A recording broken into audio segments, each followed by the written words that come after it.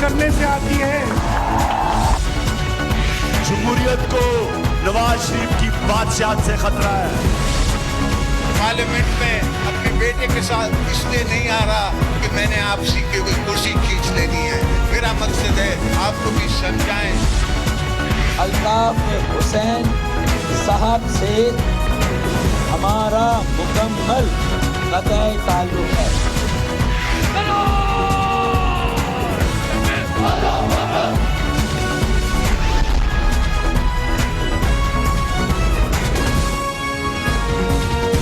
आप देख रहे हैं खबरों, तबसरों और तज्जियात पर मबनी पाकिस्तान का सबसे मोतबर न्यूज शो दुनिया, कामरान खान के साथ।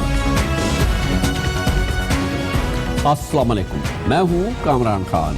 कल अमरीकी ड्रोन तैयारों ने कुरम एजेंसी में पाकिस्तान के कबायली इलाकों में ड्रोन हमला किया था और ये बताया गया था कि 2 अफगान तालिबान अहम शख्सियात जो कि मोटरसाइकिल पे अपने मंजिल की तरफ रवा दवा थी, उनको निशाना बनाया गया और दोनों इसमें हलाक हो गई।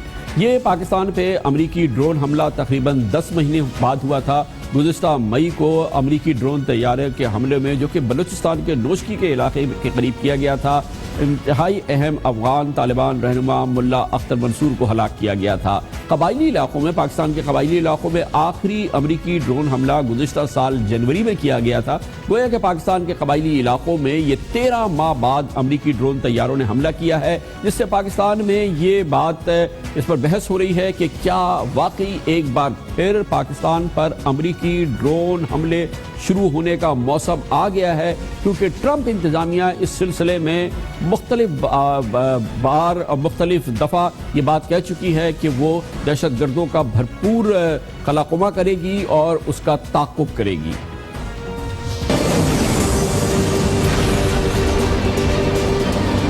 ये रोज़ रोज़ का जो सिलसिला है, जो ड्रोन्स के अटैक का, ये सिलसिला ये बंद होना चाहिए। दूसरों की खुद मुख्तारी का एहतराम करते हैं, लाजिम है दूसरों पर भी तो हमारी खुद मुख्तारी का भी एहतराम करें। ड्रोन हमले हो रहे हैं, हम कहते हैं और तो मार के दिखा, और आराम के साथ उठ करके चले जाते हैं। ड्रोन अटैक ये पाकिस्तान की सॉवरेनिटी के खिलाफ है। क्या ये ड्रोन अटैक से जंग जीती जाने की कोई भी चांस है? मैं इसकी सख्त मजम्मत करता हूँ।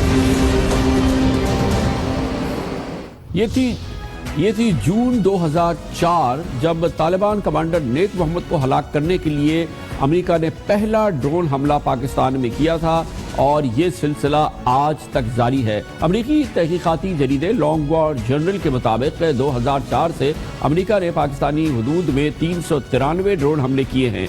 बलूचिस्तान के ज़िला नोशकी में 1 और खैबर पख्तूनख्वा के ज़िला हंगू में 4 ड्रोन हमलों के अलावा बाकी तमाम 388 ड्रोन हमले फाटा के इलाकों में किए गए, यानी कि कबायली इलाकों में किए गए हैं। अफगानिस्तान में अमरीकी अफवाज के कमांडर जॉन निकलसन ने हालिया दिनों में पाकिस्तान में मुबैना सरगर्म दहशतगर्द ग्रुपों के हवाले से तशवीश का इजहार किया है और तकरीबन 1 हफ्ते कबल अमरीकी मिलिट्री अकेडमी के मैगजीन को इंटरव्यू में उन्होंने कहा था कि हक्कानी नेटवर्क के जंगजू पाक अफगान सरहद के आर पार आते जाते हैं। तालिबान की हिमायत करने वाले कई ग्रुप्स का मरकज़ पाकिस्तान में है।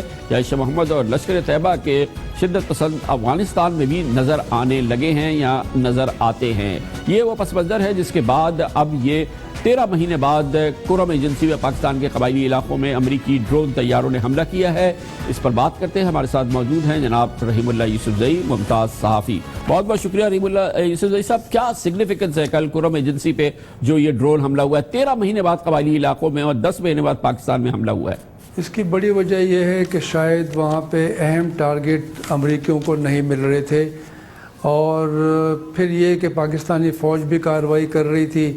पहले उन इलाकों में ड्रोन हमले अमरीकी करते थे जहाँ पर पाकिस्तानी फ़ौज की कार्रवाई नहीं हो रही थी, तो इनको जब ये मालूम हुआ कि तकरीबन सारे फाटा में पाकिस्तानी फ़ौज ने कार्रवाई की है और ख़ास तौर पे शुमाली वज़ीरिस्तान में जब से ज़रब अज़ब की कार्रवाई शुरू हुई जून 2014 में, तो उसके बाद तकरीबन ड्रोन हमले रुक गए थे या बहुत ही कम रह गए थे। लेकिन आप देखें कि जो पाकिस्तान में ड्रोन हमले हो रहे हैं उनमें तकरीबन 3 हमले फाटा से बाहर हुए हैं। 2 खैबर पख्तूनख्वा में हंगू के इलाके में और एफआर बनू में और 1 बलूचिस्तान में, और ये जो आखिरी हमला बलूचिस्तान में हुआ था وہ پچھلے سال 21 مئی کو ہوا تھا جب افغان طالبان رہنما ملا اختر منصور کو ہلاک کر دیا گیا تھا۔ تو لگتا یہ ہے کہ ایک تو امریکہ نے یہ پیغام دیا ہے کہ وہ مزید اس طرح کے ڈرون حملے کر سکتے ہیں، کریں گے، جہاں بھی ان کو ایکشنیبل انٹیلیجنس ملے گی، چاہے وہ جہاں پر بھی ہو، خاص طور پہ فاٹا میں، تو وہ ڈرون حملے کریں گے۔ ان کو ایک موقع ملا اور ان کو شاید یہ ٹارگٹ اہم لگا قرم ایجنسی میں، تو انہوں نے حملہ کر دیا، اور میں سمجھتا ہوں کہ یہ پاکستان کی رضامندی سے نہیں ہوا۔ لیکن یوسف صاحب یہ بتائیے گا کہ یہ بتایا جا رہا ہے کہ یہ موٹر سائیکل پہ تھے، دو افغان طالبان جو کہ اپنی کسی منزل کی جانب جا رہے تھے، قرم ایجنسی میں تھے جب ان کو نشانہ بنایا گیا۔ اس واقعے کے حوالے سے کچھ اور معلومات ہے ہمارے پاس، کچھ مستند معلومات؟ جی بالکل، یہ جو قرم ایجنسی کا زیریں علاقہ ہے، لوور قرم ایجنسی، اس میں سرغونڈے نامی ایک گاؤں ہے، وہاں پہ یہ موٹر سائیکل کے اوپر حملہ ہوا، 2 میزائل ڈرون نے مارے، اور جو شناخت ہوئی ہے فی الحال جو ہمیں اطلاع ہے تو ایک قاری عبداللہ صبری ہے اور دوسرا اس کا ساتھی شاکر ہے، اور یہ دونوں افغان ہیں۔ یہ ہم سن رہے ہیں کہ یہ افغان طالبان تھے، خاص طور پہ جو عبداللہ صبری ہے یہ ایک اہم کمانڈر ہے، یہ پہلے افغان طالبان کا پکتیا کے لیے کمانڈر رہا ہے اور یہ خوست کا رہنے والا ہے۔ تو خوست تو بالکل قرم ایجنسی سے اور شمالی وزیرستان سے جڑا ہوا ہے۔ پھر بعد میں یہ بھی کہا گیا کہ شاید یہ حقانی نیٹ ورک کے لوگ ہیں، لیکن حقانی نیٹ ورک نے فی الحال اس بات کی تصدیق نہیں کی ہے۔ البتہ طالبان جو ہیں ان کے ذرائع یہ کہہ رہے ہیں کہ یہ دونوں افغان طالبان کے لوگ تھے اور یہی مارے گئے ہیں، اور میرے خیال میں امریکی شاید یہ پیغام دے رہے ہیں کہ یہ جو راستہ ہے لوور قرم ایجنسی، ساتھ میں پھر خوست ہے، پکتیا ہے، وہاں سے حقانی نیٹ ورک یا افغان طالبان کی آمد و رفت ہے، اس کو روکنے کے لیے اور ایک وارننگ دینے کے لیے میرے خیال میں یہ حملہ اس علاقے میں کیا گیا ہے۔ بہت بہت شکریہ جناب رحیم اللہ یوسفزئی ہمارے ساتھ تھے۔ خیبر پختونخوا میں پاکستان تحریک انصاف اور جماعت اسلامی کی مخلوط حکومت نے ایک اور قابل ذکر اور بہت ہی اچھی پیش رفت کی ہے۔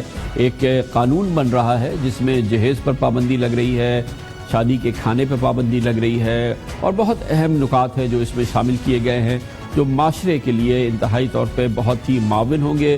سندھ اور بلوچستان میں اس قسم کی کوئی روایت نہیں ہے، یہاں کی حکومتیں اس سلسلے میں کوئی پیش رفت نہیں کرتی۔ یہ ایک مشعل راہ بن سکتی ہے ان دونوں حکومتوں کے لیے۔ یہ نیا قانون کیا ہے یہ ہم آپ کو بتائیں گے چھوٹے سے وقفے کے بعد۔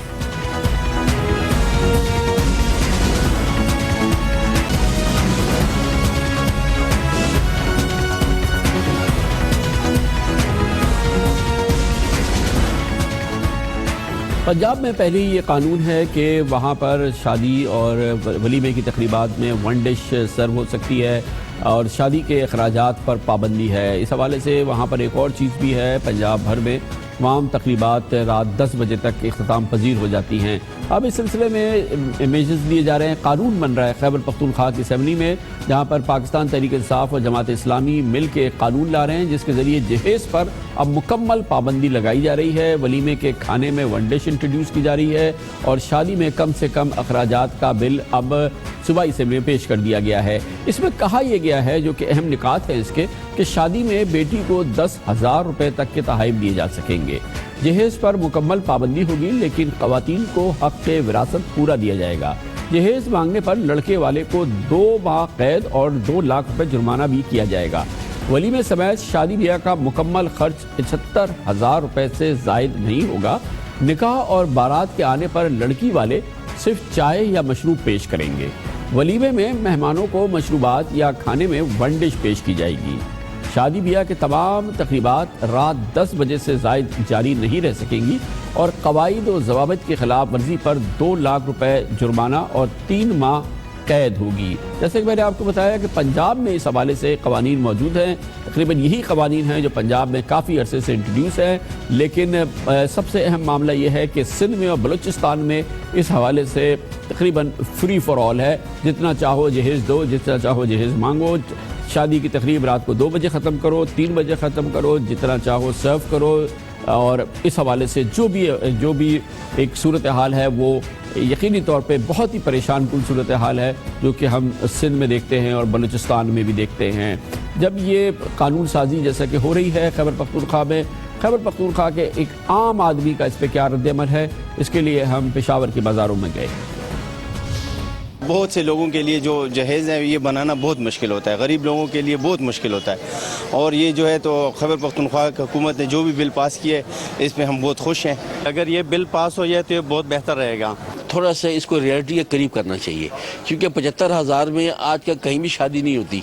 اگر یہ بل پاس ہو گیا تو کتنی اچھی بات ہے، کتنی لڑکیاں ایسی بیٹھی ہوئی ہیں ہمارے یہ پشاور میں پاکستان میں کہ جن کی شادیاں نہیں ہو رہی ہیں۔ یہ بڑی اچھی اقدام ہے صوبائی حکومت کا کہ یہ ہونا چاہیے، وہ پاس ہونا چاہیے۔ یہ پاس ہونا چاہیے کیونکہ غریب لوگ ایسے لوگ ہیں جن کے پاس جہیز نہیں ہوتا ہے، کچھ بھی نہیں ہوتا ہے۔ لیتے ہیں کمرشل بریک اور اب ذکر ہوگا پاکستان پیپلز پارٹی کی سیاسی تنہائی کا، عوامی سطح پر نہیں بلکہ سیاسی منظر نامے پہ۔ کل اس کی ہو رہی ہے آل پارٹیز کانفرنس، اور جس میں پاکستان کی بڑی سیاسی جماعتیں شریک نہیں ہیں۔ یہ ایک سکی کا ماحول ہے پیپلز پارٹی کے لیے، اس پر بات ہوگی چھوٹے سے وقفے کے بعد۔ افریدی اور میں HBL PSL کا حصہ ہوں۔ جہاں خواب وہاں HPL۔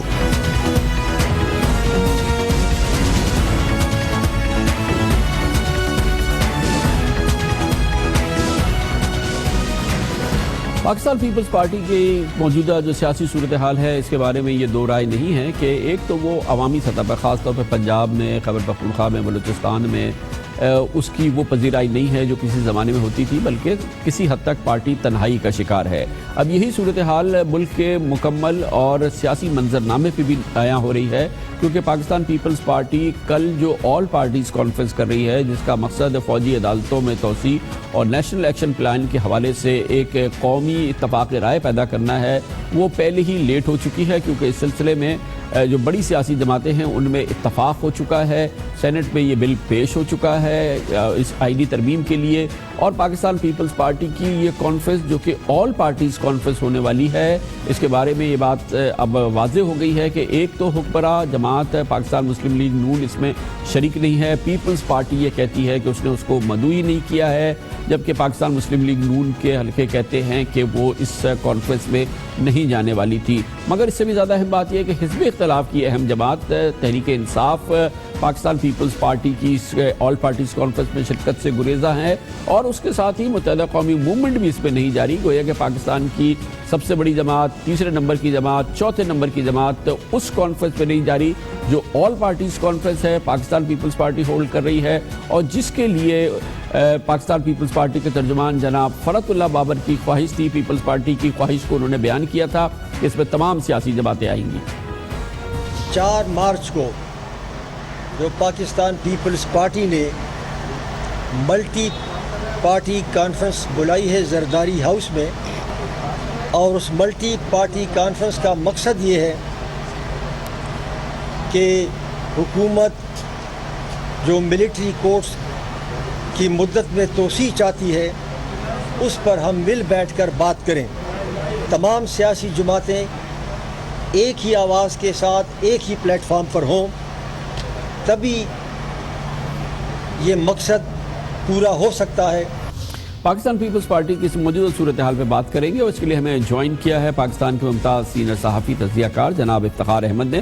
افتخار صاحب فرمائیے گا کتنی ڈیمیجنگ ہے یہ بات پاکستان پیپلز پارٹی کے لیے کہ وہ ایک آل پارٹیز کانفرنس کرنے جا رہی ہے؟ کل جناب آصف علی زرداری خصوصی طور پہ اسلام آباد میں ہیں ایز ہوسٹ، مگر اس میں حکمراں پاکستان مسلم لیگ نون تو ہے ہی نہیں، لیکن دوسری حزب اختلاف کی بڑی جماعت تحریک انصاف نہیں ہے، MQM نہیں ہے، وہ جماعتیں جن کی بہت ہی مختصر ریپریزنٹیشن ہے پارلیمنٹ میں، وہ آل پارٹیز کانفرنس میں شریک ہو رہی ہے۔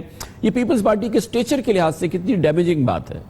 سر بہت ڈیمیجنگ بات ہے۔ جتنا پیپلز پارٹی آج تنہائی کا شکار ہے، پچھلے 1970 سے لے کے اب تک اتنی تنہائی کا شکار کبھی نہیں تھی، اور یہ اس قیادت کو سوچنا چاہیے یہ الیکشن سے 1 سال پہلے کہاں کھڑے ہیں۔ ان کے ساتھ کوئی بیٹھنے کو تیار نہیں، ان کے ساتھ کوئی مشاورت کرنے کو تیار نہیں، نہ وہ ان کو اس قابل سمجھ رہے ہیں کہ ان کی مشاورت میں کو مانے ہیں۔ اور دیکھیں جو کل جو معاملات ہوا ہے، جو کابینہ نے جو فیصلہ کیا ہے فاٹا کے بارے میں، یہ اتنا بڑا اسکورنگ پوائنٹ ہے پاکستان مسلم لیگ نون کے لیے کہ یہ پیپلز پارٹی تصور کر نہیں سکتی تھی یہ ہو جائے گا، لیکن انہوں نے کر دیا۔ پیپلز پارٹی ساری ہی ججمنٹ میں غلطی کر رہی ہے، پاناما پہ اس کی غلطی ہے، اپنا الیکشنز کے بارے میں، آئندہ الیکشن کے بارے میں جو کوشش اس نے کی، آپ نے کراچی میں دیکھا ایک آدمی کو شامل کرنے کی کوشش کی، اس پہ جو رد عمل آیا اس پہ بھی آپ نے دیکھا کہ کیا ہوا، جن لوگوں کو ساتھ شامل کیا جا رہا ہے ان کی کیا ساکھ ہے، یہ ساری چیزیں سمجھ۔ اور افتخار صاحب اس میں ایک اور چیز بھی بہت اہم ہے نا کہ عوامی سطح پر بھی کوئی پذیرائی نہیں ہے، عوام میں بھی کہیں نظر نہیں آ رہی۔ بالکل کہیں نہیں ہے، نہ کوئی جلسہ ہے، نہ کوئی جلوس ہے، نہ کوئی کنونشن ہے۔ آج میں نے دیکھا ہے کہ کچھ سندھ کے کچھ علاقوں میں تعیناتیاں کی ہیں اپنا بلاول نے، وہ بھی کاغذوں کے اوپر۔ پاکستان پیپلز پارٹی مجھے دکھ اس لیے ہوتا ہے کہ ہمارے میں نے اس پارٹی کو اون ہم کرتا ہوں، میں آج بھی کرتا ہوں، دکھ یہ ہو رہا ہے کہ یہ لے کہاں گیا ہے۔ جس پارٹی میں ایم کیو ایم آنے کو تیار نہیں ہے، نواز لیگ آنے کو تیار نہیں ہے، پی ٹی آئی آنے کو تیار نہیں ہے، تو پھر ان کے ساتھ بیٹھیں گے کون؟ ایسے تو اچھا، آپ کے نزدیک اس تنہائی کی کیا سب سے بڑی بنیادی کلیدی وجہ کیا ہے؟ کلیدی وجہ آصف علی زرداری اور آصف علی زرداری۔ کیوں؟ سیدھی سی بات ہے سر، جو کچھ اس پہ الزام لگے، جو اس کا رویہ گورننس کر رہا، جو اس نے پارٹی کے ساتھ زیادتی کی، الیکشن ہارنے کے بعد ان کے پاس 4 سال تھے، بیٹھ کے تجزیہ کو کر لیتے ایماندارانہ کہ ہم ہارے کیوں ہیں۔ انہوں نے کہا کہ ہم اس لیے ہار گئے کہ ہمارے پہ ہمیں خدشہ تھا کہ ہمارے پہ دہشت گردی ہوگی، ہم مارے جائیں گے، اس لیے ہم باہر نہیں نکلے۔ یہ سر یہ بات باقی صوبوں میں تو خیبر پختونخوا میں تو میں مان لیتا ہوں ایسی بات ہوگی، اور شاید کراچی میں بھی ہو، لیکن پنجاب میں کوئی اتنی زیادہ دہشت گردی ان کے خلاف تو نہیں تھی نا کہ یہ اب دیکھیں اطلاع حسن نے کیا جلسے نہیں کیے، کیا اس کی بیوی نے کمپین نہیں چلائی، کیا کارا نے کمپین نہیں چلائی، اطلاع کی بیوی نے ٹھیک ٹھاک کمپین چلائی دیہاتی علاقے میں، لیکن کتنے ووٹ ملے؟ یہ کہاں کھڑے ہیں؟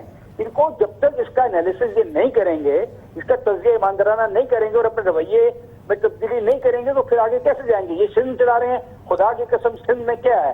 سندھ میں لاڑکانہ جہاں سے 3 پرائم منسٹر آئے ہیں وہ شاید جا کے دیکھ لیں، اور ہمارا گجرانوالہ اس کو مقابلے میں لے آئیں جہاں پہ 2 MN ہوتے ہیں الیکٹ ہو کے آئے ہیں۔ اور لاہور کے بارے میں جو ان کا رویہ ہے کہ لاہور کو بنایا جا رہا ہے پیرس۔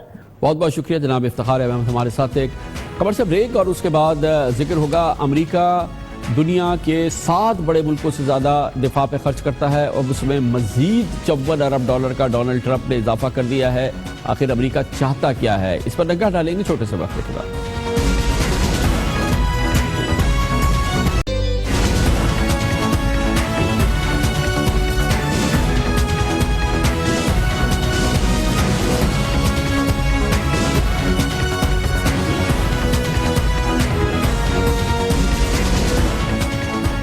امریکہ میں فرق نہیں پڑتا، حکومت باراک اوباما کی ہو، جارج بش کی ہو، بل کلنٹن کی ہو یا ڈونلڈ ٹرمپ کی ہو، امریکی صدور کی پہلی ترجیحات میں یہ ہوتا ہے کہ امریکہ کی دفاعی قوت میں اضافہ کیا جائے، امریکہ کی فوج میں بھرپور اضافہ کیا جائے اور اس پہ جو اخراجات ہیں ان کو بڑھایا ہی جائے۔ مگر اس میں اب ریکارڈ اضافہ کرنے کا فیصلہ کیا ہے صدر ڈونلڈ ٹرمپ نے۔ انہوں نے کہا ہے کہ وہ امریکہ کے 2018 کے بجٹ پہ دفاعی اخراجات میں یکمشت $54 ارب کا مزید اضافہ کر رہے ہیں، جو کہ تقریباً 10% کا اضافہ ہوگا۔ بجٹ میں اضافے کی رقم پھر لائی کہاں سے جائے گی؟ اس کے لیے وہ ماحولیاتی بجٹ، غیر ملکی امداد میں کٹوتی کا بجٹ اور ان تمام چیزوں سے اس رقم کو نکالیں گے اور فوج کو دیں گے۔ وائٹ ہاؤس میں امریکی گورنر سے خطاب کرتے ہوئے صدر ٹرمپ نے دفاعی بجٹ میں 10% اضافے کو تاریخی کہا ہے۔ انہوں نے کہا ہے کہ امریکہ کی تاریخ میں کسی نے یہ نہیں کیا اور وہ امریکی طاقت کو ایک بھرپور ایک نئی جہت دینا چاہتے ہیں۔ لیکن امریکہ کے باہر جو لوگ ہیں وہ جاننا چاہتے ہیں کہ وہ ملک جو پہلے ہی دنیا کی تمام ترقی یافتہ اقوام ممالک جتنے ہیں ان کا ملا کے جو ڈیفنس بجٹ ہے اس سے بھی زیادہ اپنے افواج پہ خرچ کرتا ہے، وہ مزید $54 ارب اگر خرچ کرنا چاہتا ہے تو چاہتا کیا ہے؟ کیا دنیا کو نگل لینا چاہتا ہے؟ یہ بات تو نہیں کہی ڈونلڈ ٹرمپ نے، مگر انہوں نے کہا کہ وہ تاریخی اضافہ کرنا چاہتے ہیں۔ میں کانگریس کو ایک ایسا بجٹ بھیج رہا ہوں جو ہماری افواج کی تعمیر نو کرے گا، دفاع سے جڑے مسائل کا خاتمہ کرے گا اور یہ امریکہ کے دفاعی بجٹ کی تاریخ میں سب سے بڑا اضافہ ہوگا۔ آج بھی امریکہ کا دفاعی بجٹ جو ہے وہ تقریباً 610 ارب ڈالر ہے، جو دنیا کے 7 سب سے بڑے ملکوں کے مجموعی دفاعی بجٹ سے زیادہ ہے، جس میں چین، روس، فرانس، بھارت، یہ تمام ممالک شامل ہیں۔ یہ اپنے دفاع پر جتنا خرچ کرتے ہیں اور اس حوالے سے جو امریکہ اپنے دفاع پہ خرچ کرتا ہے اس پہ ہم آپ کو دکھاتے ہیں یہ report. My budget will also increase funding. نئے امریکی صدر ڈونلڈ ٹرمپ کے ابتدائی اقدامات سے لگتا ہے کہ ان پر ابھی سے جنگی جنون سوار ہو گیا ہے۔ صدر ڈونلڈ ٹرمپ نے امریکہ کے آئندہ دفاعی بجٹ میں 54 ارب ڈالر اضافے کا اعلان کر دیا ہے، جس کے بعد امریکی فوجی بجٹ کا حجم 665 ارب ڈالر تک پہنچ جائے گا، جو کہ دنیا کے 7 بڑے ممالک کے مجموعی دفاعی بجٹ سے بھی کہیں زیادہ ہوگا۔ امریکی تھنک ٹینک پیٹرسن فاؤنڈیشن اور stock home international peace research institute کی رپورٹس کے مطابق اس وقت امریکہ کا دفاعی بجٹ 610 ارب ڈالر ہے۔ اس کے بعد سب سے زیادہ دفاعی بجٹ چین کا ہے، جس کا حجم 215 ارب ڈالر ہے۔ فوجی بجٹ میں تیسرا نمبر سعودی عرب کا ہے، جو اپنے دفاعی اخراجات پر سالانہ 87 ارب ڈالر خرچ کرتا ہے۔ روس 84 ارب ڈالر کے ساتھ چوتھے اور برطانیہ 55.5 ارب ڈالر کے ساتھ 5ویں نمبر پر کھڑا ہے۔ دنیا میں دفاع میں سب سے زیادہ خرچ کرنے والے ملکوں میں بھارت 6 نمبر پر ہے، جس کا سالانہ فوجی بجٹ 52 ارب ڈالر ہے۔ فرانس 51 ارب ڈالر کے دفاعی اخراجات کے ساتھ 7ویں نمبر پر ہے۔ آخر یہ سب کچھ کرنے کا بنیادی مقصد کیا ہے؟ امریکہ چاہتا کیا ہے اور پھر ٹرمپ کیا چاہتے ہیں؟ یہ سب کچھ پوچھنے کے لیے واشنگٹن جائیں گے، جہاں پر موجود ہیں جناب شجاع نواز، جو فیلو ہیں اٹلانٹک کاؤنسل کے۔ بہت بہت شکریہ شجاع نواز صاحب۔ کیا مقصد ہے ڈونلڈ ٹرمپ کا؟ خود وہ بڑے ببانگ دہل طریقے سے کہہ رہے ہیں کہ وہ جو اضافہ کر رہے ہیں امریکی افواج کے بجٹ کا، جو خرچہ بڑھا رہے ہیں دفاع پر، اور جو اس کے بجٹ میں اضافہ کر رہے ہیں 10% اضافہ انہوں نے کر دیا ہے، کیا پروف کرنا چاہتے ہیں؟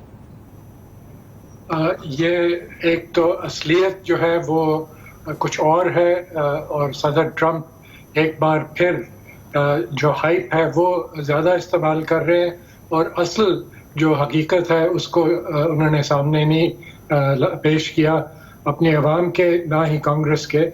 اصل میں یہ ہسٹورک بجٹ نہیں ہے۔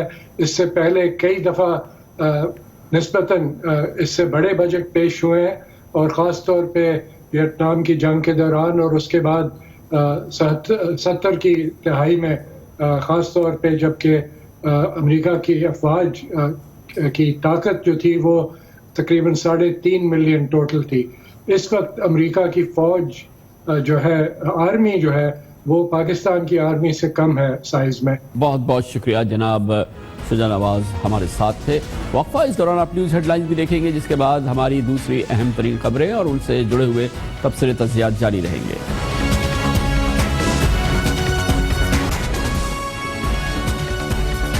آپ دیکھ رہے ہیں خبروں، تبصروں اور تجزیات پر مبنی پاکستان کا سب سے معتبر نیوز شو دنیا، کامران خان کے ساتھ۔ پاکستان میں اس سے پہلے ایسا نہیں ہوا ہے، آج پہلی بار ہوا ہے، اور پاکستان کی میڈیا کی تاریخ کے لحاظ سے آج کا دن بہت اہم ہے، کیونکہ آج پاکستان کے تمام نیوز ٹی وی چینلز کی جھوٹی خبر نشر کرنے پہ سخت سرزنش کی جا رہی ہے، ایک ساتھ کی جا رہی ہے اور پہلی بار کی جا رہی ہے۔ یہ بات کہنے میں کوئی قباحت نہیں ہے کہ پاکستان کے نیوز ٹی وی چینلز پر جھوٹی خبریں نشر ہوتی رہتی ہیں، مگر اکثر ان کی نہ تردید کی جاتی ہے نہ ہی تصحیح کی جاتی ہے۔ لیکن پہلی بار ایک بھرپور گرفت کی ہے، اور گرفت کی ہے پیمرا نے، اور پیمرا نے اپنا کام کیا ہے 23 فروری کو نشر ہونے والی خبر کے حوالے سے، جس میں کہا گیا تھا کہ لاہور کے علاقے گلبرگ میں دھماکہ ہو گیا ہے۔ یہ اس دن کا ذکر ہے جب لاہور کے وائی بلاک میں دھماکہ ہوا تھا، اور چینلز پر جیسی ہی خبر نشر ہوئی کہ گلبرگ میں بھی ایک دھماکہ ہو گیا ہے، ظاہر ہے کہ اس سے سراسیمگی پھیلی نہ صرف لاہور میں بلکہ پورے پاکستان میں۔ یہ خبر بعد میں غلط ثابت ہوئی، اور اس کی جڑ میں یہ بات سامنے آئی کہ اسے ایک چینل نے سب سے پہلے نشر کر دیا تھا، اس کے بعد دوسرے چینلز کی دوڑ شروع ہوئی، اور کوئی قابل ذکر چینل نہیں ہے جو اس دوڑ میں شامل نہیں ہوا، اور اب اس کی پکڑ ہوئی ہے، اور اس کے تحت پاکستان کے 29 निजी टीवी चैनल्स पर जुर्माना आयद किया है। पैमरा ने जो कि नेशनल चैनल्स हैं वो 10 लाख रुपए जुर्माने की उनको सजा दी गई है, और जो लोकल चैनल्स हैं, जो इलाकाई चैनल्स हैं, उन पर 5 लाख रुपए जुर्माना आयद किया गया है। पैमरा ने ये भी उनको पाबंद किया है कि वो पीर को शाम को अपने प्रोग्राम में 6 से 7 बजे के दौरान मामूल की नशरियात में जाली खबर चलाने पर नाजरीन से माजरत के टिकर भी चलाएं। गोया कि टिकर चला दे कि हमने माजरत चाहते हैं आपसे कि हमने गुलबर्ग धमाके की गलत खबर दी थी। ये एक सरजनिश है, ये एक ऐसा फैसला है जो कि मीडिया में होने के बावजूद हम इसको सराहते हैं, और यकीनन इस बात की ज़रूरत है कि पैमरा इस सिलसिले में अपनी जिम्मेदारी अदा करे, और चैनल्स भी, एंकर्स भी और न्यूज़ रूम्स भी इस सिलसिले में ज़िम्मेदार बने, ज़िम्मेदारी का काम करें, और सनसनीखेज़ी से और ख़ास तौर पे झूठ से और इस किस्म की तमाम मालूमात से जो कि झूठ है, गलत है, जो सनसनी फैलाएगी, उससे गुरेज़ा रहें। ये इस लिहाज से बहरहाल आज पाकिस्तान का बहुत अहम दिन है मीडिया की तारीख के हवाले से।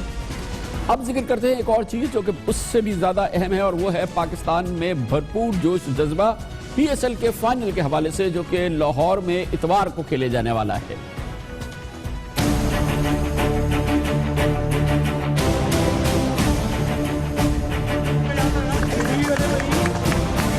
क्रिकेट वापस आएगी, अपने घर आएगी।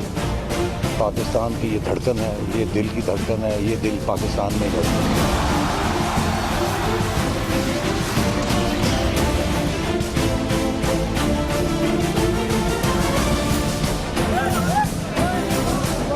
इधर आए हूँ तो 500 वाली टिकट है ही नहीं। 10-12 टिकटें लेनी है और बड़े जज्बे नाल मैं मैच देख रहा हूँ। हमारे पेशावर ज़ल्मी स्क्वाड के जितने भी फॉरेन प्लेयर्स हैं, माशाल्लाह 5 को पाकिस्तानी वीज़ा जारी हो चुका है। जब हम फाइनल के लिए क्वालिफाई करेंगे तो वो पाकिस्तान आएंगे।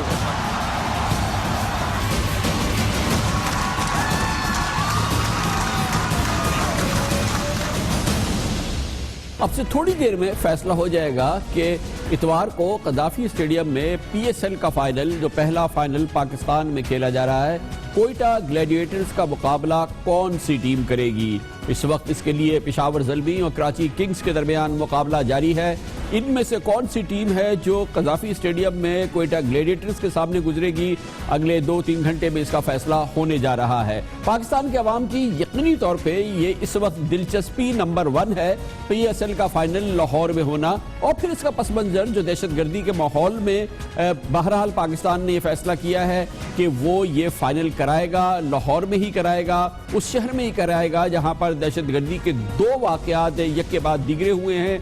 आम ख्याल यही है कि दहशतगर्दों का टारगेट यही था कि लाहौर में PSL फाइनल ना हो सके, और ये एक जोश और जज्बे वाला, एक लोगों को खुश करने वाला इवेंट ना हो सके। और फिर यही वजह है कि फिर पाकिस्तानी अफवाज के सरबराह जनरल कमर जावेद बाजवा ने बाकायदा तौर पे इस बात की यकीन दहानी कराई और इनकरेज किया हुकूमत को कि फाइनल कराया जाए, जिसके बाद अब ये फाइनल हो रहा है। हुकूमत का ये फैसला और इसके नतीजे में बेपनाह जोशो खरोश जो देखने में आ रहा है। जोशो खरोश महज PSL के फाइनल और इन 2 टीमों के मुकाबले के हवाले से नहीं है, जोशो खरोश इस हवाले से भी है कि बहरहाल ये एक इंटरनेशनल, एक अच्छी पाकिस्तान का इवेंट बन गया है, वो हो रहा है। जोशो खरोश इस हवाले से भी है कि दहशतगर्दी के माहौल में जब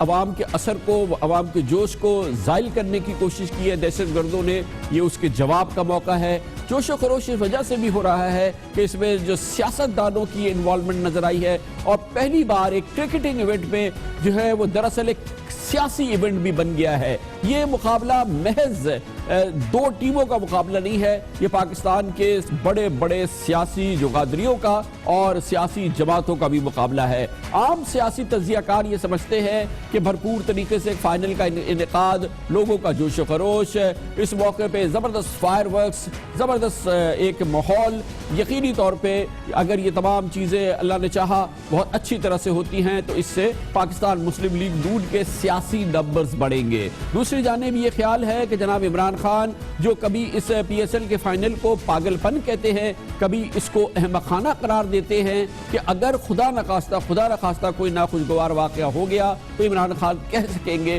کہ میں نے تو کہا تھا، لیکن اگر اس کے برعکس ہوا تو ان کی سیاسی جو پوزیشن ہے یا جو ان کے سیاسی نمبرز ہیں وہ گھٹ جائیں گے۔ اس لیے یہ ایک سیاسی مقابلہ بھی ہے، اور پھر جب یہ سیاست کا مقابلہ ہو اور سیاسی کوئی بڑا ایونٹ ہو تو وہ پاکستان کی سیاسی جماعت جس کا ممبر تو ایک ہے پاکستان کی پارلیمنٹ میں، لیکن وہ سیاسی جماعت اور اس کے جو سربراہ ہیں وہ چھائے رہتے ہیں پاکستان کی سیاست میں۔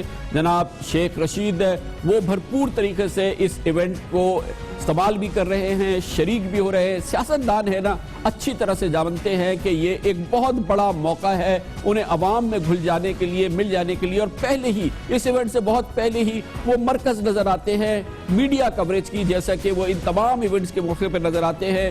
بتایا جا رہا ہے کہ شیخ رشید صاحب نے 500 روپے کا ٹکٹ لے لیا ہے، عوام میں جا کے بیٹھیں گے، سیٹیاں بجائیں گے، لوگوں کے ساتھ گھل مل جائیں گے، اور یقینی طور پہ یہ ایک سیاسی چیلنج تو پیدا کر دیا ہے شیخ رشید صاحب نے، کیونکہ خیال یہ ہے کہ میڈیا کے کیمرے جہاں پر میدان کے اندر اگر ہوں گے تو ان کا تو مرکز ظاہر ہے کہ وہ مقابلہ ہوگا، لیکن جب وہ نکل کے پیویلین میں جائیں گے، عوام میں جائیں گے، تو یقینی طور پہ اس کا فوکس جناب شیخ رشید ہوں گے۔ یہ شیخ رشید صاحب جو ہیں وہ میڈیا کو اپنی طرف اٹریکٹ کرنے میں اور اس حوالے سے ایک لائم لائٹ حاصل کرنے میں ان کا کوئی ثانی نہیں ہے۔ بڑے سے بڑا ایونٹ ہو، شیخ رشید صاحب اس کو کیپچر کر لیتے ہیں۔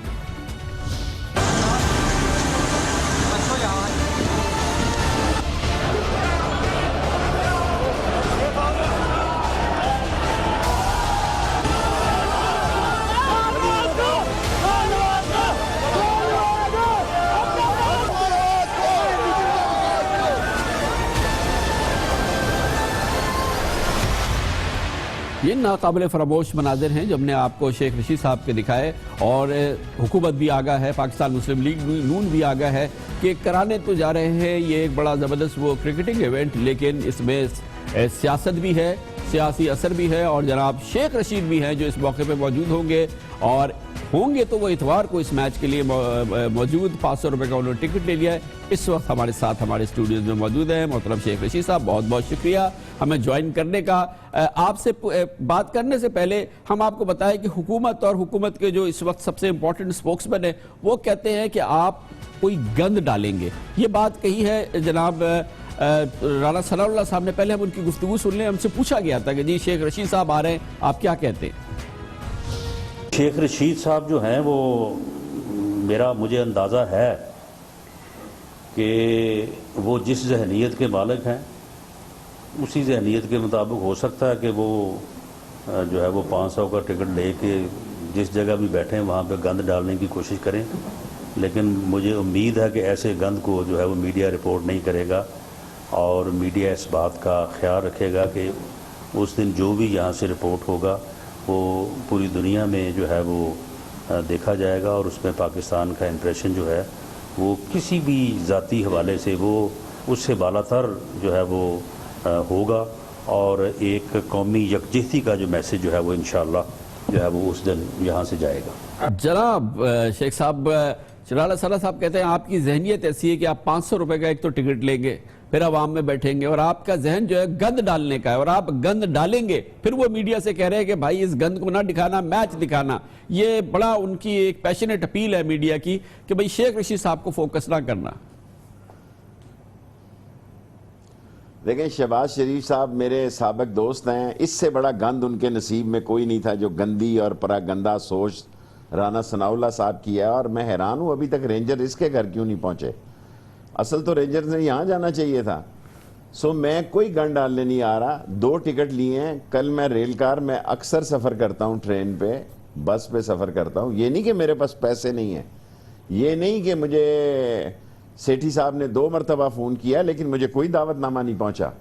اور کل میں انشاءاللہ، ویسے میں نے ایئر کا بھی ٹکٹ لیا ہے، لیکن میں 4:30 بجے کی ٹرین سے انشاءاللہ 8:30 بجے 8:45 بجے لاہور پہنچوں گا، اور میں 500 روپے کے سٹال پہ اس لیے بیٹھ رہا ہوں کہ غریب یہ سمجھے کہ سیاستدان ایلیٹ کلاس جو ہے وہ تو کسی بہت بڑے سیکیورٹی میں بیٹھی ہوئی ہے، وہ تو بہت بڑے بینکرز میں بیٹھی ہوئی ہیں. میں بینکرز میں بیٹھنے کی بجائے عوام کے ساتھ جینا چاہتا ہوں اور عوام کے ساتھ مرنا چاہتا ہوں. میں دہشت گردی کے خلاف اور دہشت گرد کے خلاف یہ کام کر رہا ہوں. میں حکومت کے نواز شریف صاحب کے خلاف تھا، خلاف ہوں اور خلاف رہوں گا. یہ ریاست کا مسئلہ ہے، یہ پاکستان کے امیج کا مسئلہ ہے، یہ پاکستان کے وقار کا مسئلہ ہے. اگر یہ دبئی میں بھی میچ ہوتا تو کوئی برائی نہیں تھی. اگر لاہور میں ہو رہا ہے تو اس کا مطلب یہ نہیں ہے کہ بھئی کسی کی شان میں اضافہ ہونے جا رہا ہے یا کمی ہونے جا رہی ہے. خوشیاں ناپید ہو چکی ہیں پاکستان کے لوگوں کے لیے. پاکستان کے لوگ صبح اٹھ کے ٹی وی لگاتے ہیں تو یہاں مرتا بھی ہے ایکسیڈنٹ میں تو 20 لوگ مر جاتے ہیں. یہاں جو حالات ہیں اس میں میں یہ کہوں کہ نہ دودھ خالص، نہ پانی خالص، نہ سٹنٹ خالص، نہ کوئی چیز خالص. اگر ایک میچ خوشیاں غریب کو دینے جا رہا ہے اس کی ٹکٹ کے لیے بھی بیچارے 3 دن سے دھکے کھا رہے ہیں. بہت افسوس کی بات ہے، لیکن میں گن ڈالنے نہیں جا رہا. میں اس دہشت گردی کے خلاف عوام کے جوش، ولولہ، ہمت، تنتنا، دبدبہ، جرت کو آگے بڑھانے کے لیے جا رہا ہوں. اچھا شیخ صاحب یہ فرمائیے گا کہ کل آپ کے پاس 2 ٹکٹ ہیں تو آپ کے ساتھ جب ریل کار میں آپ بیٹھیں گے تو ایک آپ کے ساتھی بیٹھیں گے. باقی اطلاعات یہ ہے کہ آپ کے پارٹی کے بڑی تعداد میں لوگ بھی آپ کے ساتھ آپ کو لے کے پہنچ رہے ہیں. بس ٹکٹیں تو ہمارے پاس 4 ہی ہیں جی. 500 روپے علی 2 اور 2 میرے پاس ہیں، 2 ہمارے دوستوں کے پاس ہیں. لیکن ہم جا کے کوئی ضروری نہیں ہے کہ ہمارے جذبات جو ہیں وہ ریاست کے ساتھ ہونے چاہیے، وہ عوام کے ساتھ ہونے چاہیے اور کسی گڑبڑ کے ساتھ نہیں ہونے چاہیے. لوگوں کو کھلی نظریں رکھنی چاہیے. میں نے ایسے ٹی وی کلپس دیکھے ہیں کہ لوگ بلوچستان سے آ رہے ہیں. ینگسٹر کو میں نے دیکھا کہ وہ کہہ رہا ہے جی 3 دن سے ہم بلوچستان سے آ رہے ہیں. اور لاہوریوں کو چاہیے تھا جو بیچارے سوکھے نان کھا رہے تھے ان کو کوئی پائے شائے کھلاتے. ادھر حکمرانوں کو ان کی سروس کرنی چاہیے تھی. ٹکٹ نہ بھی ملے ایک میسج آتا لاہور کا. اور انشاءاللہ تعالی مجھے پوری امید ہے کہ یہ ایک اچھا ایونٹ ہوگا. یہ جو پاکستان کے امیج میں شیخ صاحب یہ جو ناقدین کہہ رہے ہیں کہ ایک پیور کرکٹنگ ایونٹ ہے، یہ ایک جیوبلیشن کا ایونٹ ہے. شیخ صاحب اس میں سیاست کو انکلوڈ کر رہے ہیں، اس میں اپنا جو سیاسی نمبرز ہیں وہ بڑھا رہے ہیں، اس کو ایک سیاسی اپرچونٹی کے طور پہ استعمال کر رہے ہیں. دیکھیں سیاسی آدمی کے بچے کا حقیقہ بھی سیاست ہوتی ہے، سیاسی آدمی کے باپ کی موت بھی سیاست ہوتی ہے، اس میں بھی اس کا پتہ لگتا ہے. اور سیاسی آدمی ایک اکیلا آدمی، مجھے یہ سارے کہتے ہیں ماسٹر مائنڈ گن ڈالنے آ رہا ہے. اوباما مجھے تو آپ خود کہتے ہیں کہ میں 1 سیٹ کا آدمی ہوں. میں نے کوئی وکیل نہیں کیا پاناما میں خود کیس لڑا ہوں. ججوں نے کہا جی آپ سیاست چھوڑیں، آپ وکالت کریں. اب میں اگر میچ دیکھنے آ رہا ہوں، میں نے ان سے ٹکٹیں نہیں مانگی. گورنمنٹ نے مجھے ہائی آفیشل نے فون کر کے ابھی رابطہ کیا جناب. میں نے کہا بھائی میرا کھپ ڈالنا مقصد نہیں ہے. تھوڑی دیر کے لیے میں 500 والے سٹال پہ جاؤں گا ضرور، یہ نہیں کہ میں نہیں جاؤں گا. میں جاؤں گا، عوام میں بیٹھوں گا. اس کے بعد اگر آپ نے سمجھا کہ میرا بیٹھنا مناسب نہیں ہے تو میں دوسری طرف بھی آگے بیٹھ سکتا ہوں. لیکن میرا ایک ٹکٹ سنگل سیٹڈ عوامی مسلم لیگ کے شیخ رشید کا 1 سیٹر ہونا، اگر تم اتنے ہی بزدل ہو تو تم دہشت گردوں کا کیا مقابلہ کرو گے؟ تم تو دہشت گردوں سے اپیل کرتے ہو کہ پنجاب میں آپ چھوڑ دیں، پنجاب میں نہ آئیں. باقی جہاں دوسرے صوبوں میں وہ لوگ ہیں وہ انسان نہیں ہیں. میرا خیال ہے ہر جگہ پہ ہمیں اپنی سیاست میں قائم رہتے ہوئے جہاں اس ملک سے دہشت گردی اور دہشت گردوں کے خلاف کوئی آواز اٹھتی ہو، ہمیں ایک اور نیک ہو کے وہ آواز اٹھانی چاہیے. اور یہ گندے اور پراگندہ سوچ کے رانا ثناء اللہ ٹائپ کے ہر جگہ لوگ ہوتے ہیں، ان کو اگنور کرنا چاہیے. اچھا شیخ صاحب یہ بتائیے گا، آج پھر آپ 1 گھنٹے کے لیے ملے ہیں عمران خان کے ساتھ، آپ کے بڑے سیاسی قریب ہیں. یہ کیا کیا ہے خان صاحب نے؟ کہتے ہیں پاگل پن ہے، احمد خانہ وہ ہے. اتنا پبلک کا انٹرسٹ ہے، اتنی صورتحال ہے. اور یہ آپ کے بھی شاید علم میں ہوگا کہ یہ ان کی پارٹی کا ہر آدمی بھی ان کے ساتھ باہم ہر طرح سے ان کے ساتھ اس میں شامل نہیں ہے. وہ بھی کہہ رہے ہیں کہ شاید یہ مناسب عمل نہیں ہے. کل ہمارے پروگرام میں اسد عمر صاحب تشریف لائے، ان کا جو کہنا تھا میں آپ کو سناتا ہوں، پھر میں جاننا چاہوں گا کہ انہوں نے دہشت گردوں کو بھی پیغام جائے کہ ہم آپ سے خوفزدہ ہو کر ڈرنے والے اور چھپنے والے نہیں ہیں، اور اس کے ساتھ ساتھ ہم اس طریقے سے میچ کروا پائیں کہ بین الاقوامی دنیا میں بھی یہ پیغام جائے کہ اگر پاکستان مکمل طور پر دہشت گردی پر قابو نہیں پا سکا ہے، لیکن کم سے کم پیش رفت صحیح ڈائریکشن میں صحیح سمت ضرور ہو رہی ہے۔ اسد عمر کا پیغام کرس گیل اور سب کے لیے یہ ہے کہ آپ ضرور آئیں، آپ آ کر میچ کھیلیں یہاں پر۔ میں شاید نہ جا سکوں، میری کچھ اور کمٹمنٹس ہیں فیملی کی، لیکن میں تمام پاکستانیوں کو یہ بولتا ہوں کہ جو بھی جا سکتا ہے اس کو ضرور جانا چاہیے میچ دیکھنے کے لیے۔ یہ کیا کیا ہے خان صاحب نے، عمران خان صاحب نے، وہ اس چیز کی روح کو سمجھ نہیں سکے؟ آپ جیسے ان کے سیاسی دوست ہیں، کیا مسنگ ہے اس وقت؟ گزارش یہ ہے کہ میں نے خان صاحب سے عرض کی کہ آپ سپر سٹار ہیں، ہم تو دیکھیں گلی ڈنڈے کے پلیئر ہیں، ہم تو کبھی کسی ٹیم میں نہیں گئے، ہم نے تو ساری زندگی سکول سے سیاست ہی کی ہے، پٹھو گرم کھیلا ہے، گلی ڈنڈا کھیلا ہے۔ میں نے ان سے کہا کہ بلہ آپ کا نشان ہے، آپ کا انتخابی نشان ہے بلہ، اور اگر یہ بلہ آپ کندھے پہ رکھ کے اسٹیڈیم میں بیٹھے ہوں تو آپ اندازہ کر سکتے ہیں کہ ایک سپر سٹار کو کیا رسپانس ملے گا۔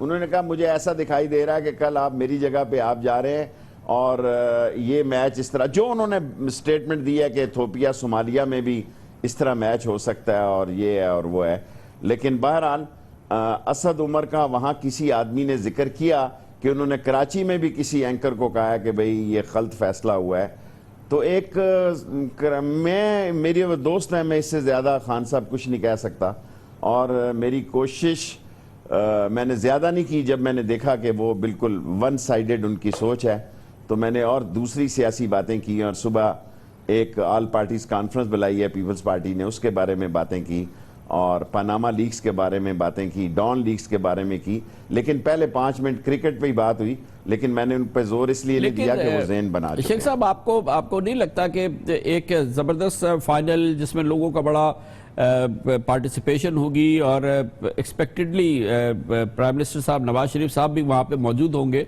ان کے سیاسی فائدہ ہوگا مسلم لیگ نون کو اس پورے ایونٹ سے، اس وجہ سے خاص طور پہ کہ پی ٹی آئی اور عمران خان اس کے سخت مخالف ہیں اس ایونٹ کے، اس وجہ سے فائدہ ہوگا؟ یہ ساری چیزیں عارضی ہیں جی پاکستان کی سیاست میں۔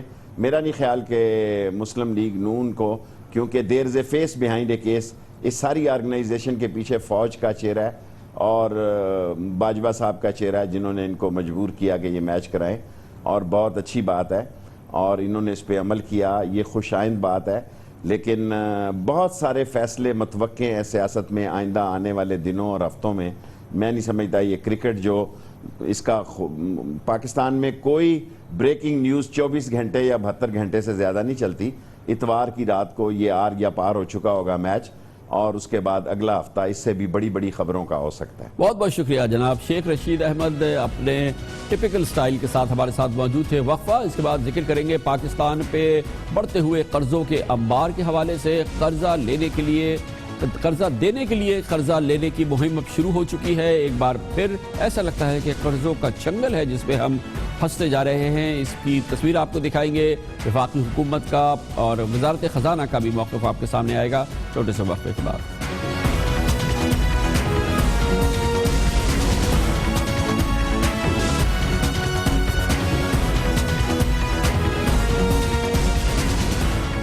پاکستان کی معیشت کے حوالے سے دنیا کے ممتاز جریدے اخبارات بہت اچھے تبصرے شائع کر رہے ہیں۔ عالمی سطح پر پاکستان کی معیشت کے بارے میں جو عکاسی ہو رہی ہے، جو تجزیات، تبصرے اور خبریں شائع ہو رہی ہیں، وہ بہت پازیٹیو ہے، لیکن ایک معاملہ جس کا بہت زیادہ ذکر ہے اور جس پر تشویش کا بھی اظہار ہو رہا ہے، وہ یہ کہ پاکستان اپنے اوپر ملکی اور غیر ملکی قرضوں کے انبار کو بڑھا رہا ہے اور ان کو شاید اس سطح تک لے جا رہا ہے جو ناقابل برداشت ہو سکتے ہیں۔